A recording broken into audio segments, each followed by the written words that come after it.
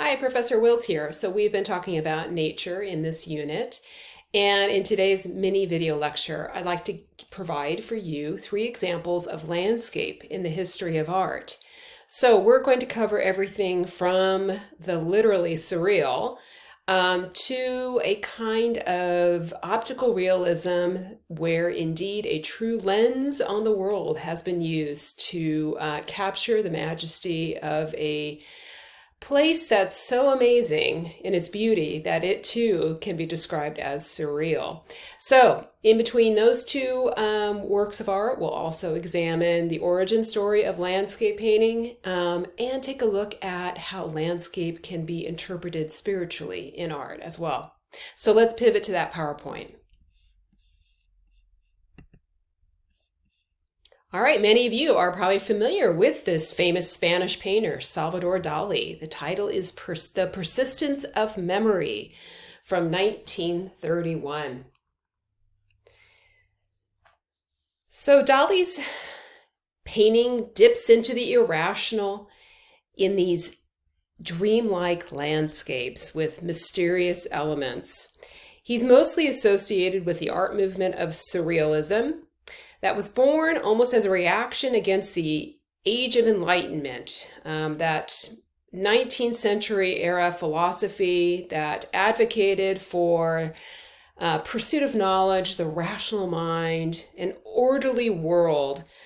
But many surrealist artists emerging in the years beyond World War I blame it for the violence and the brutality that was inflicted on humanity in that era.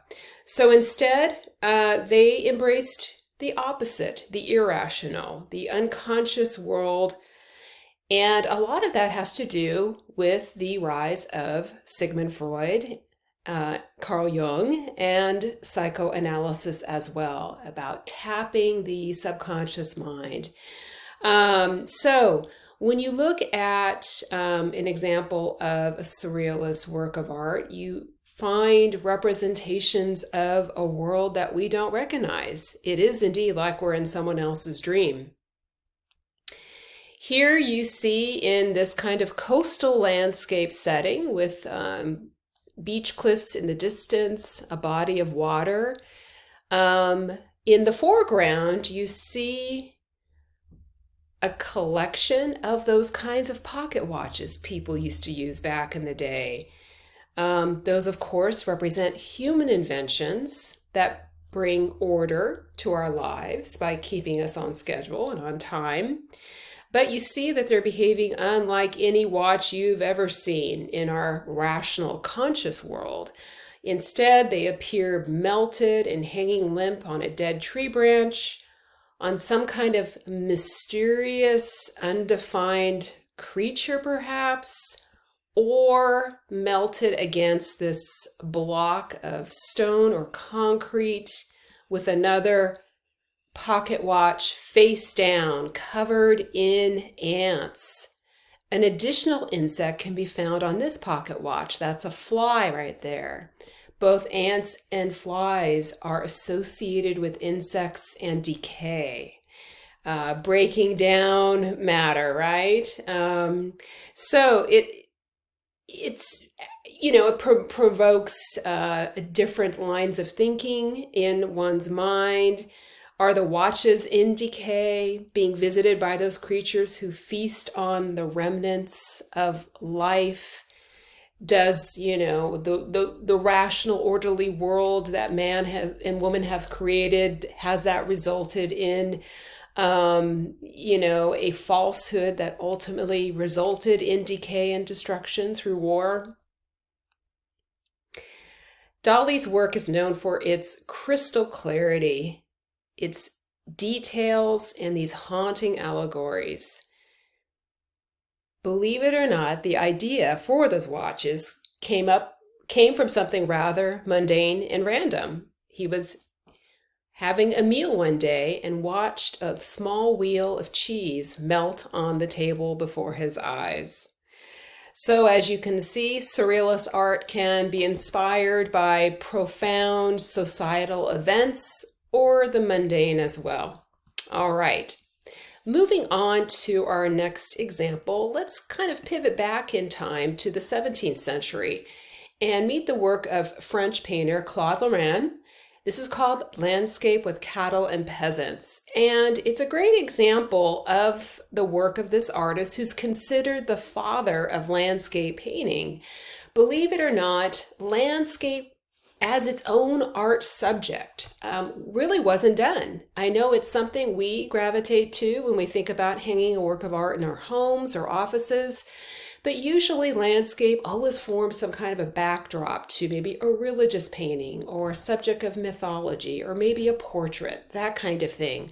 It was always the bridesmaid and never the bride. Well, starting with this artist, we start to see that landscape starts to dominate the composition, and the human elements that you can see here in the shadows, these shepherds, take a minor role. They're not enlarged, they're not placed in the middle of the composition, they're put off to the side, and so too the kind of slumbering cattle in the foreground here.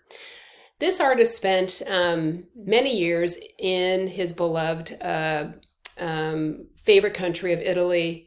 There are thousands of sketches of the countryside here, yet this does not represent one single view. It's more of an idealized construct. So when you look carefully, you can see that the cows in the foreground create that foreground element. A middle ground exists here with additional silhouettes of cows kind of lumbering off, perhaps looking for a place to sleep for the night.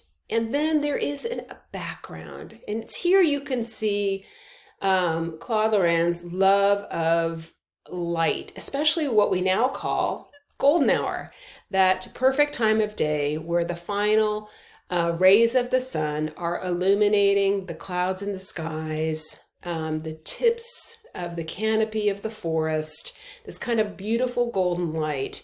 That is a characteristic of both sunrise and sunset.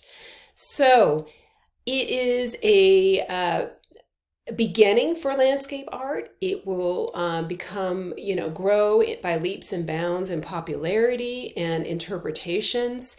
But as you can see, even in the early days, much like other categories of art, sometimes the subject can be somewhat idealized in an orderly construct.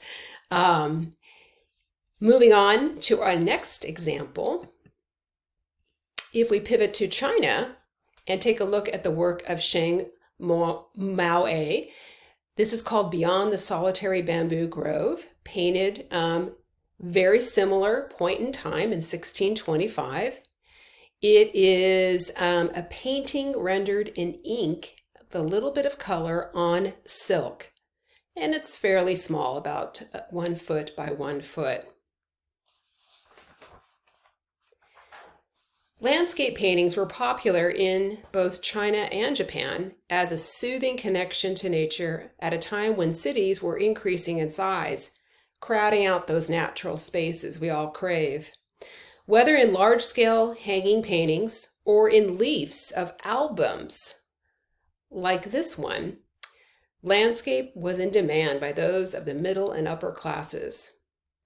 The varied tonalities made by ink washes provides a majestic view of mountains, a forest, and a lone hut, which you can see on the bottom right, in which one could imagine oneself as a retreat from the world. These paintings also connected to Taoism as well. Taoism was both an ancient Chinese philosophy and a religion, which emphasizes harmony with the natural and balanced order of the universe, with nature being the example of both. All right, natural and balanced order of the universe. Sounds like a perfect place to go and a perfect subject in the form of landscape to represent that. Finally, moving into 20th century American photography, you might be acquainted with the work of Ansel Adams. This is called Clearing Winter Storm, Yosemite National Park, California, from 1944. Photography also favors landscape subjects, and probably the most famous photographer of landscape scenes is California's own Ansel Adams. He grew up camping in our dramatic Sierra Nevada mountains and always had a connection to nature. Here, Adams captures the perfect moment in the snowy Yosemite Valley when the clouds are lifting, revealing brilliant sunlight, highlighting its most dramatic feature, that waterfall. It looks as if it's pouring from heaven itself. Adams is famous for his rich tonalities and contrasts between light and dark.